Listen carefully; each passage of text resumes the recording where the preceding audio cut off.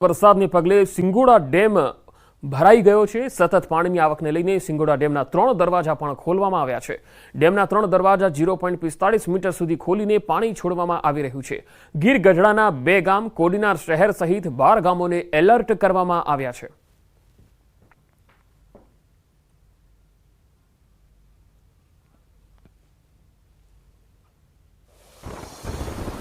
પાછલા 2-3 દિવસથી દ્વારકામાં મન મૂકીને મેઘો વરસી રહ્યો છે। કલ્યાણપુરની વાત કરીએ તો ભારે વરસાદના કારણે જનજીવન પ્રભાવિત બન્યું છે। નદીઓ 2 કાંઠે વહી રહી છે તો અનેક ગામમાં વરસાદી પાણી ઓસર્યા નથી। ત્યારે કલ્યાણપુરમાં અનરાધાર વરસાદથી તબાહીના દ્રશ્યો સામે આવ્યા।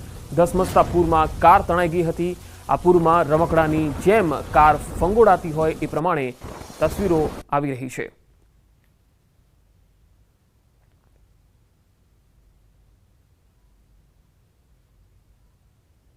તો કલ્યાણપુરથી આ તસવીર અને ત્યારબાદ હવે દ્વારકામાં આબ ફાટ્યા જેવી સ્થિતિ જોવા મળી રહી છે। જ્યાં જમીન ત્યાં જળ દેખાઈ રહ્યું છે। મેઘ તાંડવ બાદ દ્વારકા સોમનાથ હાઈવે સહિત ભોગાતના આકાશી દ્રશ્યો સામે આવ્યા। ચારે તરફ પાણી જ પાણી જોવા મળી રહ્યું છે। દ્વારકાના ભોગાતથી આ તસવીર આબ ફાટ્યા જેવી સ્થિતિ, ચારે તરફ પાણી જ પાણી જોવા મળે છે। ખેતરો પણ પાણીમાં તરબોળ બની ગયા છે અને આખો વિસ્તાર જળબંબાકાર છે। તો કલ્યાણપુર તાલુકામાં ધોધમાર વરસાદ વરસ્યો। પાનેલી ગામે આવેલા મુખ્ય રસ્તા પાણી ફરી વળ્યા છે। કલ્યાણપુર તાલુકામાં એક જ દિવસમાં 11 ઇંચ વરસાદ ખાબકતા જનજીવન પ્રભાવિત થયું છે। કલ્યાણપુરથી ભાટિયા ગામને જોડતા મુખ્ય માર્ગ પર કેનેડી ગામ પાસે પાણીના ધસમસતા પૂર આવતા રાહદારીઓ તેમજ વાહન ચાલકો મુશ્કેલીમાં મુકાઈ ગયા છે। કલ્યાણપુર તાલુકામાં ખાબકેલા ધોધમાર વરસાદના કારણે ક્યાંક ને ક્યાંક જનજીવન પણ પ્રભાવિત થયું છે। હું આપને સીધા દ્રશ્યો બતાવવાની કોશિશ કરીશ। કલ્યાણપુર તાલુકાનું આ કેનેડી ગામ છે। કેનેડી ગામે હાલ ધસમસતા પાણીના પૂર આવી ચૂક્યા છે। કેનેડી ગામ પાસેનો આ મુખ્ય માર્ગ છે। આ રસ્તો કલ્યાણપુરથી ભાટિયાને જોડતો મુખ્ય રસ્તો છે। તેમાં હાલ ધસમસતા પાણીના પૂર આવી જતા વાહન વ્યવહાર તેમજ રાહદારીઓને પણ પારાવાર મુશ્કેલીનો સામનો કરવો પડી રહ્યો છે। દૂર દૂર સુધી આ રસ્તામાં પાણી ભરાઈ જતા અનેક વાહનો છે તે વાહનો પણ અટવાયા છે। ત્યારે વાત કરીએ તો કલ્યાણપુર તાલુકામાં ખાબકેલો 11 ઇંચથી વધારે વરસાદ જનજીવનને પણ પ્રભાવિત કર્યું છે। મુકુંદ મોકરિયા, ન્યૂઝ 18 ગુજરાતી, દેવભૂમિ, દ્વારકા। કપરાડા તાલુકામાં ધોધમાર વરસાદને કારણે કોલક નદીમાં પૂર જેવી પરિસ્થિતિ સર્જાઈ। નદીનો ધસમસતો પ્રવાહ પસાર થઈ રહ્યો હોવા છતાં પણ એક વ્યક્તિએ જીવને જોખમમાં મૂકી કોઝવે પસાર કરતા અધવચ્ચે જઈ અને વ્યક્તિ પર પાણીમાં પડી ગયા અને નદીના પ્રચંડ પ્રવાહમાં ફસાયા બાદ તેઓને જીવના જોખમે યુવક અને મહિલાએ બચાવી લીધા। નદી કિનારાના એક યુવક અને એક મહિલા તાત્કાલિક દોડી આવ્યા હતા અને આ વ્યક્તિને બચાવવા માટે પ્રયાસો કર્યા હતા। એક બાજુ નદીના પ્રચંડ પ્રવાહ અને નદીના વચ્ચે જ ફસાયેલા આ વ્યક્તિને બહાર કાઢવા યુવકે પોતાના જીવને જોખમમાં મૂકી અને વ્યક્તિ સુધી પહોંચ્યા અને તેમને બહાર કાઢ્યા।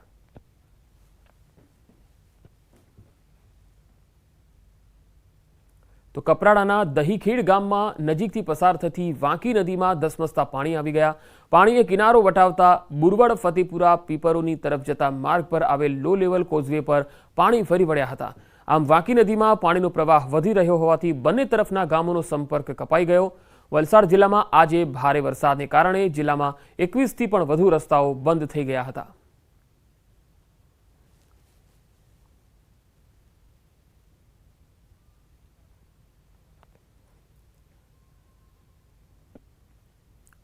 તો રાજ્યભરમાં વરસાદી માહોલ વચ્ચે અનેક સ્થળોએ પ્રાકૃતિક સૌંદર્ય સોળે કળાએ ખીલી ઉઠ્યું છે। અનેક ધોધ સક્રિય થયા છે।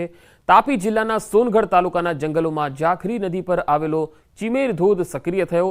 અંદાજે 300 ફૂટ ઊંચેથી પડતો ચિમેર ધોધ ચાલુ વરસાદી સિઝનમાં પહેલીવાર સક્રિય થતા ધોધનો સુંદર નજારો જોવા મળ્યો। તાપીના સોનગઢથી આશરે 31 કિલોમીટર દૂર આવેલ આ ચિમેર ધોધને નિહાળવા દૂર દૂરથી સહેલાણીઓ આવી રહ્યા છે। તો તાપીમાં ભારે વરસાદથી ચિમેર ધોધ સક્રિય થયો છે અને આ ધોધને નિહાળવા માટે આસપાસ અને લોકો જે પ્રકૃતિ પ્રેમીઓ છે તેઓ પણ દૂર દૂરથી અહીંયા આવી રહ્યા છે। જંગલોમાં જાખરી નદી પાસેનો આ ધોધ છે જે વરસાદમાં સક્રિય થઈ જાય છે।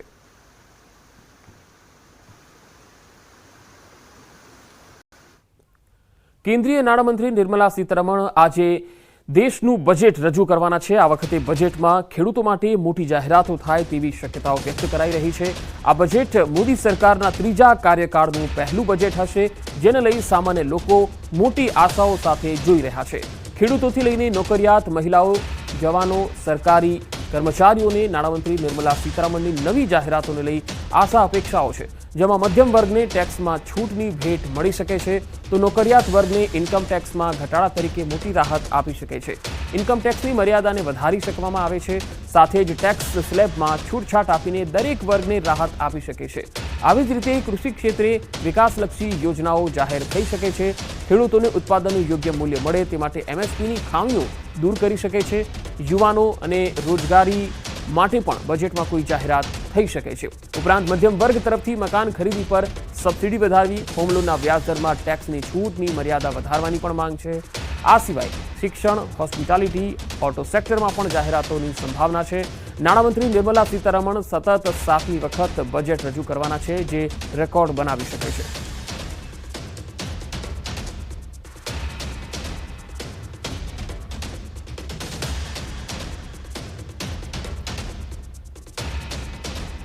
આવકવેરાના સ્લેબ અંગે પણ જાહેરાત પર સૌની નજર છે। આજે 7મી વખત નિર્મલા સીતારમણ બજેટ રજૂ કરવાના છે। આજનું આ બજેટ, જેના પર આખા દેશની નજર મંડાયેલી છે, સીધી તસવીરો આપને બતાવી રહ્યા છીએ।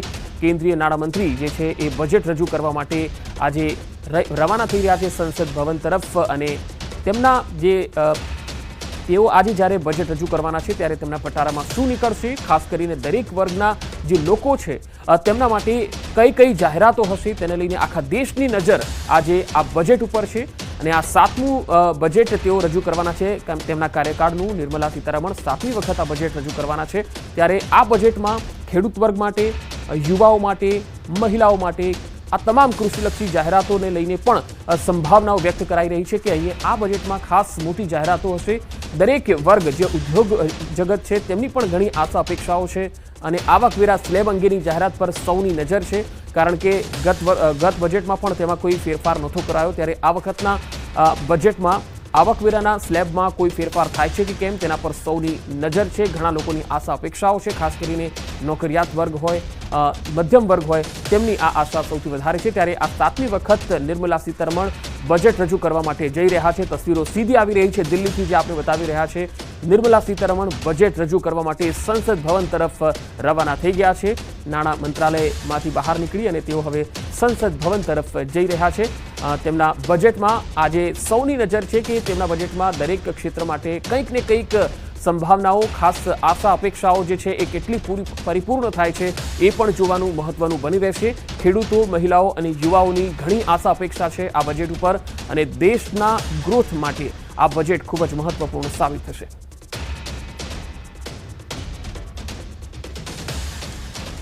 સમાચારોનો પ્રવાહ લગાતાર જારી રહેશે। હાલ રોકાઈશું એક વિરામ માટે।